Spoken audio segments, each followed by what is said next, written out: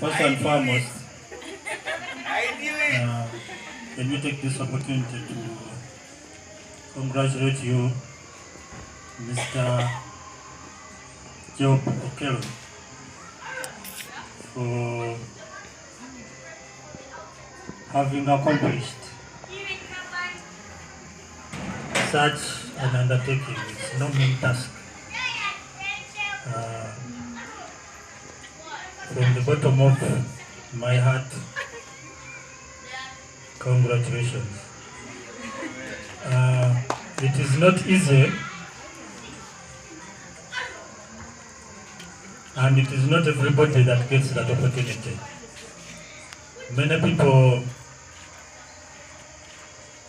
wish to get the same opportunity,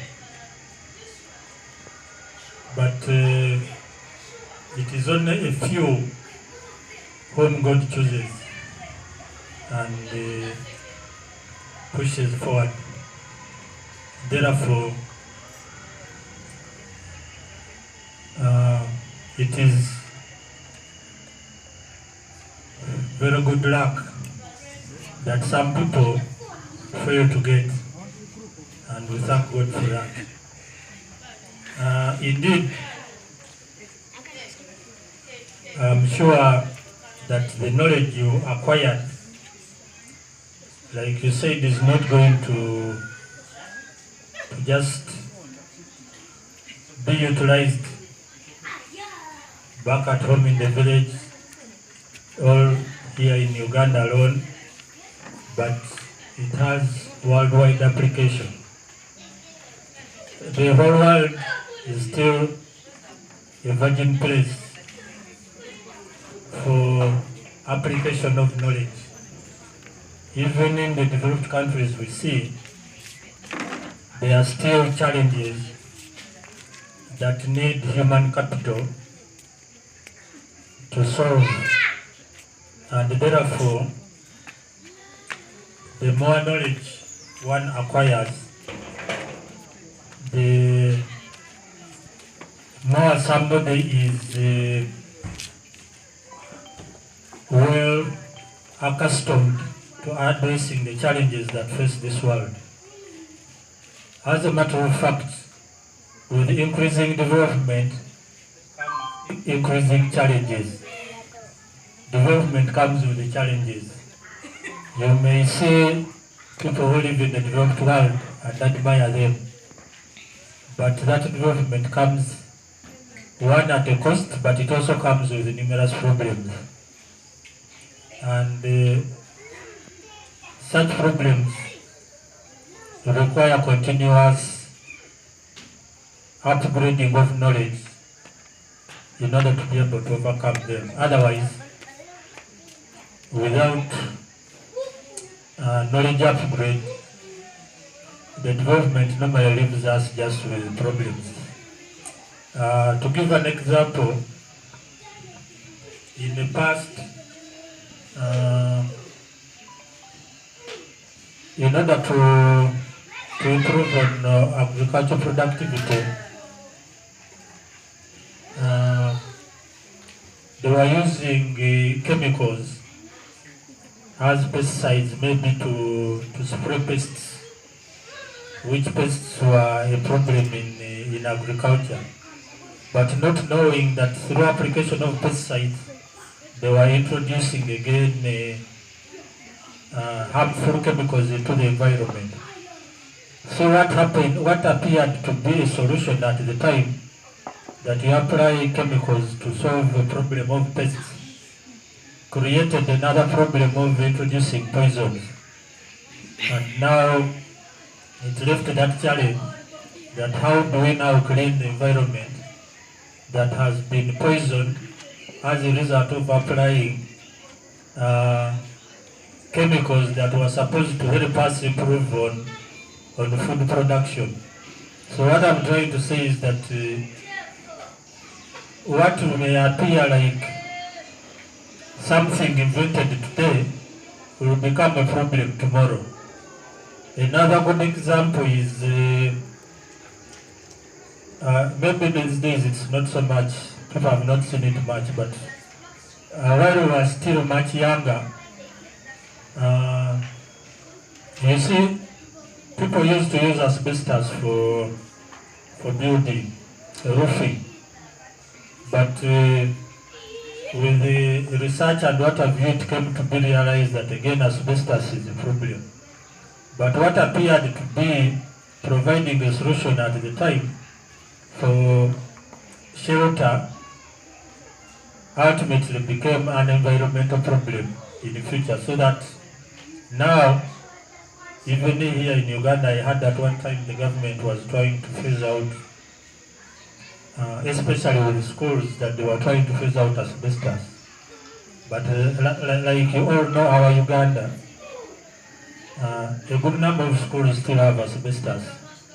They know there is a problem, however, always the implementation of how to get to solutions to the problem is always a challenge. But what I am trying to say is that some of the things that have been introduced in the past as potential solutions to what was perceived to be a problem then, ultimately turn out, although not all of them, but some turn out to be again future problems. And that's why I'm saying that it is through this continuous upgrade of knowledge and getting to understand the world in its current form that we are able to equip ourselves with the knowledge, the skills, but also with the right attitude in order to be able to again address the new problems which are created by yesterday's solutions.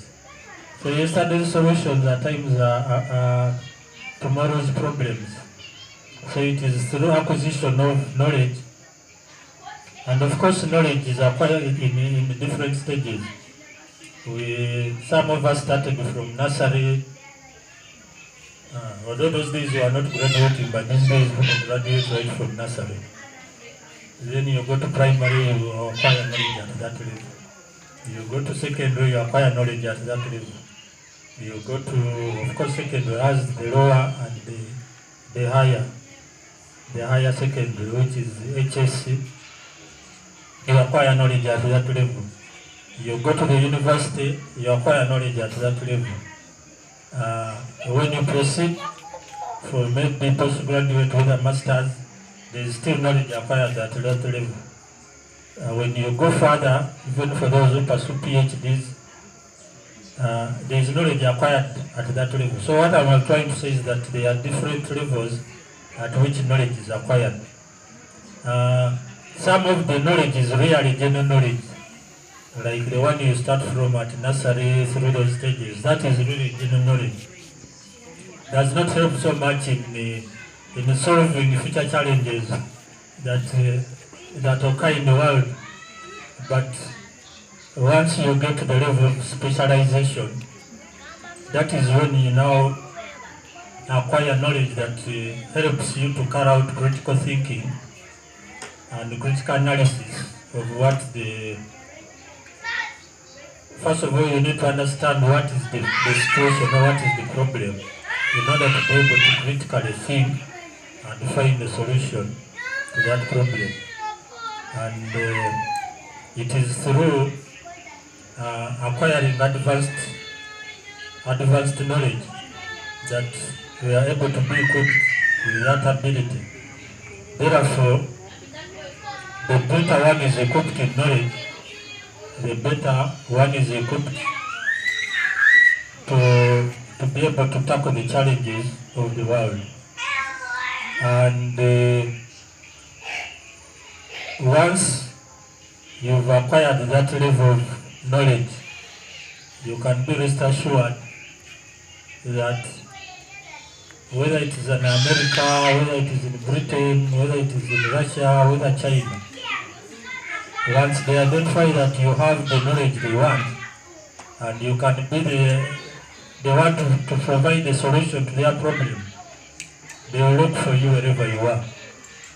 So it is important that, like Job said, it is important to be able to acquire knowledge.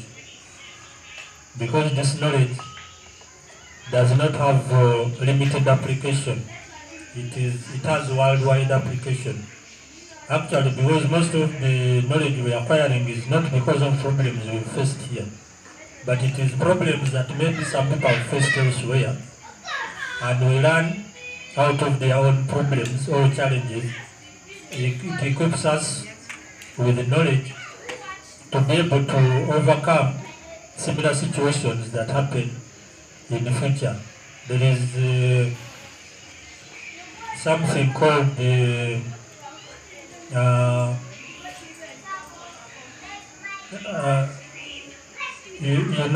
contrast by analogy. Analogy simply means that you can look at a situation, a similar situation that happened somewhere, and it equips you with how to be able to overcome that problem if you come across it. But using analogy, because some other people face the problem somewhere, you do not have to reinvent the wheel, but based on how they went to solve the problem, and in light of new information and knowledge that comes, you are able to face a similar situation or even a much more complicated situation than the previous one. So, we learn from past experiences or analogous situations that happened somewhere can equip you into facing a challenge that you've not seen before, but you can be equipped with the knowledge that can be able to overcome it simply because you acquired that knowledge or skills, but also with the right attitude, you are able to tackle a similar problem. So, with these few words I've said, the youngsters have gone because some of this information will be mainly for the benefit of the younger ones, but even the older ones, it's not too late to. Knowledge has no expiry date or level through which you stop acquiring it. So even Susan, who says the younger ones, even if we are all still young enough to acquire an additional dose of knowledge. We can all acquire an additional dose of knowledge. Although, for some of us now, when you get knowledge at this level, always knowledge it will be an investment. But some investments, their payback period, if you compute what they call payback, it may not be very useful to acquire some information at a later age than at a younger age, because you may not be able to fully utilize it at an older age. People may even look at you and say, just from the looks, they say, no, this one. You are not the sort of person we want, simply because they have just looked at you. Yet, you may be having it, but they say, now this one is in the evening of his or her life. So people may think that they are risking instead of trusting you with the task. They think we are risking giving somebody this task. Those are some of the challenges we have. You of course, you hear, like now here some people think Mzee is tired, because when people look at him, they think, now at this level, what I'm trying to say is that there is a time you come when you are not so much of an investment. You may become a bit of a liability than an asset. So acquiring knowledge when you are getting to those levels where people think you are now a liability, it is not very helpful. So it is better for the younger ones. The Mwalimu is here. Since you've given yourself a challenge, yes, we'll pray to God that you go higher. You go further than Egypt. But even Egypt, one can go through Egypt and continue elsewhere. So now it depends on who goes the farthest. But that one is just a step. He has taken a step ahead. He can take another stride and another one. So, but well, it is good for everybody to aim higher. Yes, with those, I think, Oscar, I've lived up to your challenge. Since you're also an elder, I hope you also give something. Let me give Mr. Okello now an opportunity to come and say a bit of his wisdom. You see, in my language, they say, is a saying that